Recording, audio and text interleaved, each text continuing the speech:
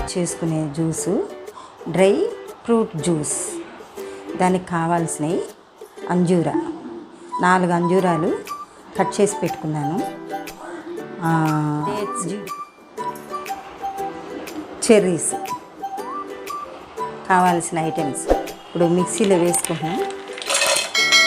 జీడిపప్పు వేసాం,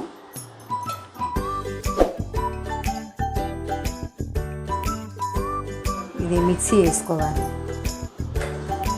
ఇందాక మనము చూపించినవన్నీ మిక్సీ వేసుకున్నాము. దానిలో అరకప్పు పంచదార మిక్సీ వేసుకోవాలి. ఈ జ్యూసు గట్టిగా ఉండాలి, అందుకని ఫ్రిడ్జ్లో పెట్టిన గడ్డగట్టిన పాలు పోసుకోవాలి. దీనిలో ఒక ప్యాకెట్ పాలు మనం పోసుకుంటున్నాము. దీనిలో ఇది మళ్ళీ మిక్సీ వేసుకోవాలి. ఎక్కువ టైం వేసుకోకూడదు, ఒక నిమిషం తిప్పి తీసేయాలి.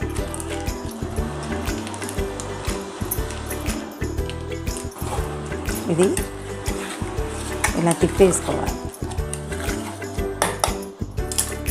తిప్పి మిక్సీ వేసుకోవాలి. ఏ ఫ్రూట్ జ్యూస్ రెడీ అండి. చల్లగా ఎండాకాలంలో చల్లగా తాగొచ్చు.